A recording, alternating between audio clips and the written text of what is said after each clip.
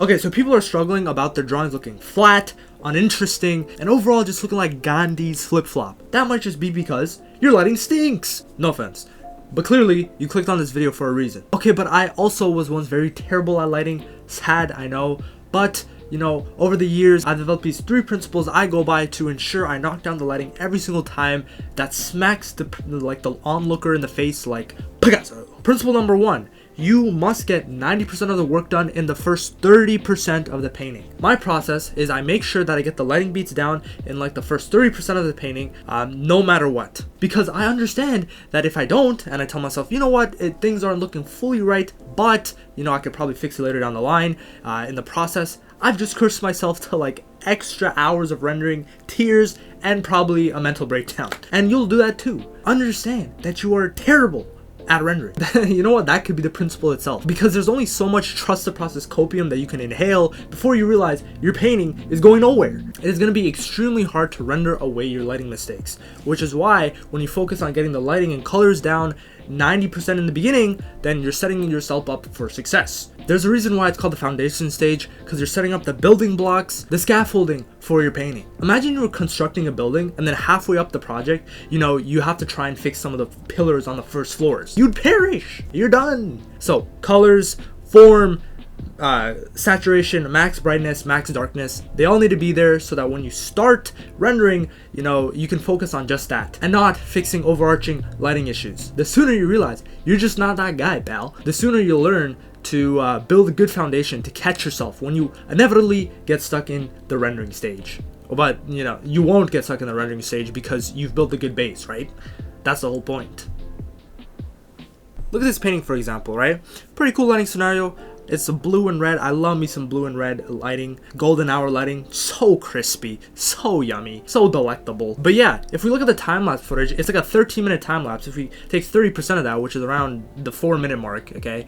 Quick math! We got the same light and color makeup. We got the same reds. We basically almost had the exact same purples and blues. It's all there. You see this little bit of bounce light on the bottom of the neck? If we scroll back, it's still there. This little oversaturated orangish red transition over here, we got that. So if you start to approach this stage of the rendering process and your lighting and colors aren't looking right, then you're cooked. So you're just gonna have to hit the lab and readjust. Do not move forward in the process without fixing that first. Which brings us to, you know, how the are you supposed to get that 30%? Which brings us to principle number 2. Using hard and soft shadows to create form. So a common problem people have is that they have too much of the same edges. A painting with a mix of hard and soft edges is going to be much more interesting than a painting with just one or the other. And much like the edges, mixing hard lights and soft lights creates a much more 3D painting. So let's jump straight into a painting example and shield your eyes, for it is the female anatomy. Apologies in advance, but the lighting scenario is just too good to not make a point out of. If we take a look at some of the relationships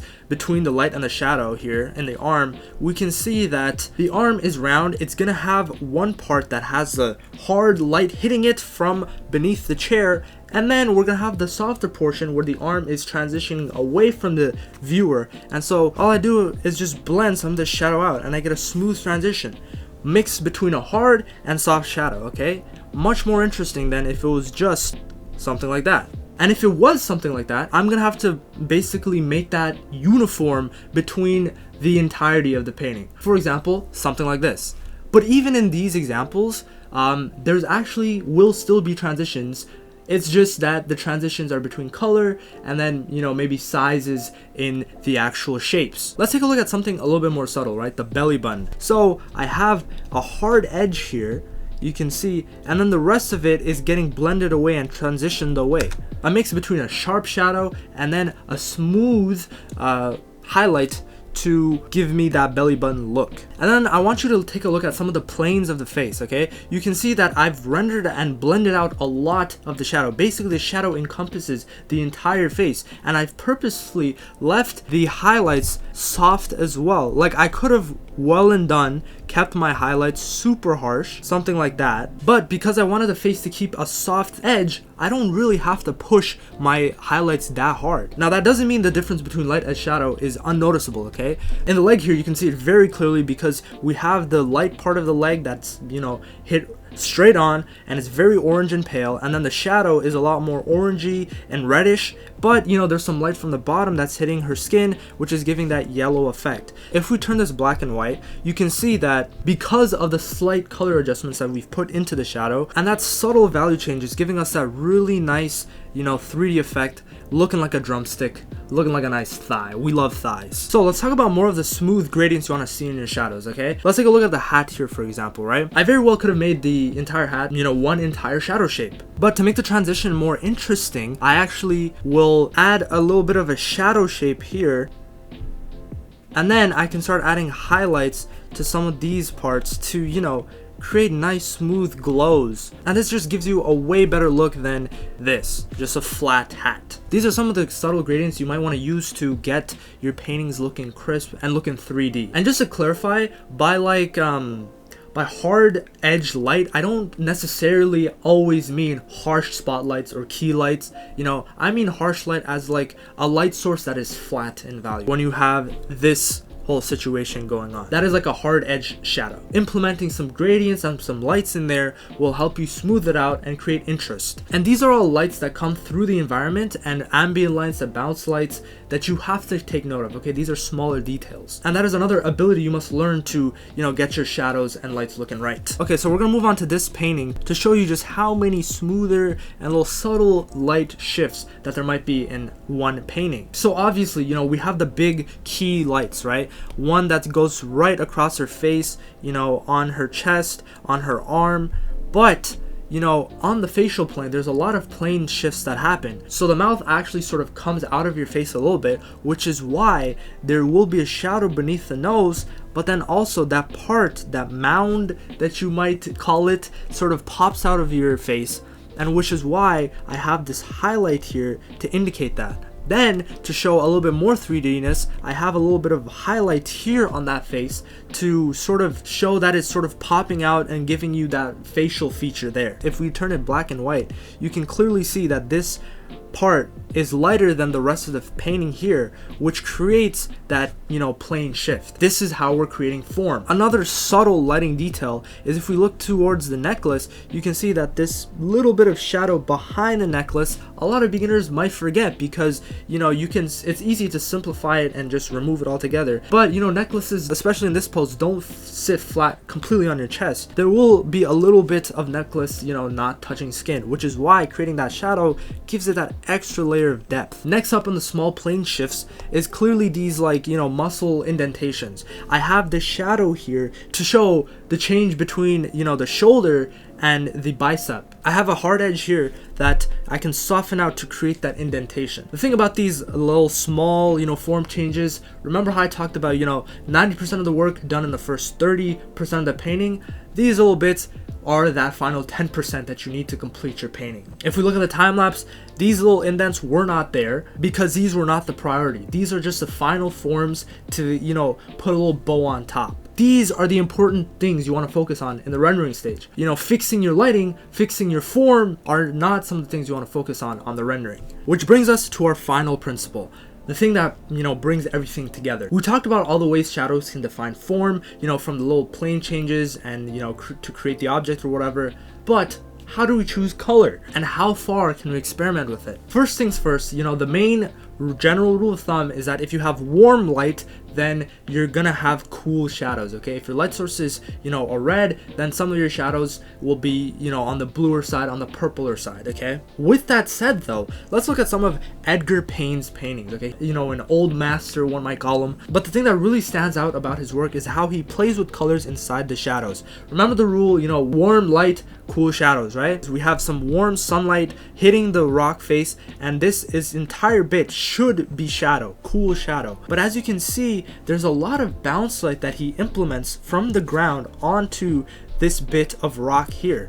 and that creates so much interest. The thing about shadow is that I've learned over the years that you could really experiment and play with the color. If you understand color temperature, then you'll be able to play and experiment with the shadow so well, it'll just be oozing with interest. I mean, just look at some of the color variation you can see here in this painting. He's dancing with the colors, okay? This tree here has become so turquoise because of something called atmospheric depth or whatever. He's basically exaggerated atmospheric depth, and you get this turquoise color that works really well and stands out from the foreground. In the foreground trees, you know, these greens are having warm color temperatures. It's in the warmer zone, and then as you transition into the shadow, you can see that they're a lot cooler. They're blue. And the thing is, he's able to keep so much saturation in his paintings, which even I struggle to do to this day. The way I approach colors is basically on a spectrum. You have these two super saturated colors and they feel very far apart from each other, so it's going to be kind of difficult to find the colors, to transition them and blend them together. But if we try and go towards the gray zone, towards the middle saturation of these two colors, you'll see that they feel a lot closer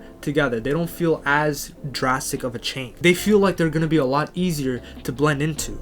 And so I find that working in some of the more gray zones can really help you understand how to transition some of your, you know, vibrant colors together. Okay, then let's look at some of the work of Marco Bucci. He has like incredible color and light tutorials, so I highly recommend you check them out. But look at some of his work here. If we take a look at the light versus the shadow, we obviously have that, you know, warm light hitting her face.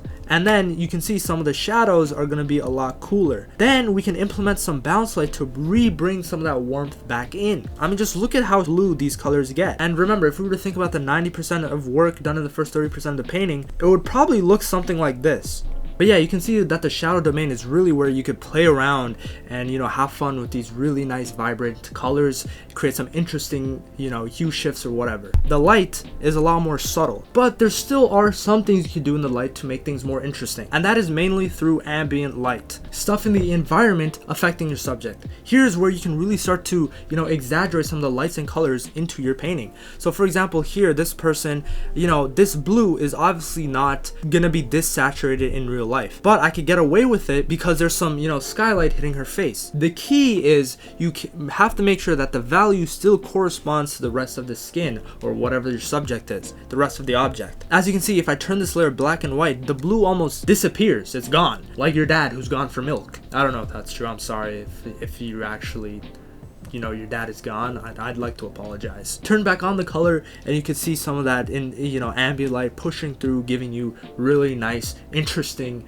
things to look at. And you don't always have to be super, you know, extravagant with it. You can be very subtle with some of the changes that you employ. For example, here in the shadow, there's just the very tiniest bit of, you know, bluish hues here on the skin. Remember how I talked about color temperature before? You know, the skin is in this like pink area, and to make it blue, I go a little bit more gray and a little bit more red. Okay, that's the spectrum we're talking about. And if we take a look at the hand, I mean, the hand is very like not refined. There's not a lot of, you know, skin folds or whatever. It's just a bunch of, you know, warm and cool tone, and that gives me enough information there to show that it's fingers. Again, make it black and white, you can see all that interest sort of disappears, and what's left is just the light and shadow, pure. I mean, look at this finger here. It looks so vibrant, looks so different, but we take it in black and white and that contrast, all of it's gone. And finally, I know we're, you know, one principle above where we should be, but this really shouldn't be a principle. This should just be basic knowledge. Use references, okay? Lighting is super hard to knock down, so you want to make sure that it's a lighting scenario you're comfortable with. And if you're not comfortable with it, you know, then just grab a reference. I'd say in my art career, the only lighting scenario that I might be super confident with, like that I could do 100% with or without reference, is probably golden hour lighting. That is basically the only lighting scenario that I've gotten to a T like that without reference. Every other lighting scenario, color, temperature, whatever, I need some sort of visual stimuli to help me create the light that I'm going for. To make things look harmonious, to make colors match together, you know, having that understanding of where the light should be, what the environment is looking like, will really help you along the process and make sure you don't fumble for years. With that said though, there's the tutorial. Hopefully you guys enjoyed it, and yeah, don't stink at lighting anymore. If you do, that's on you.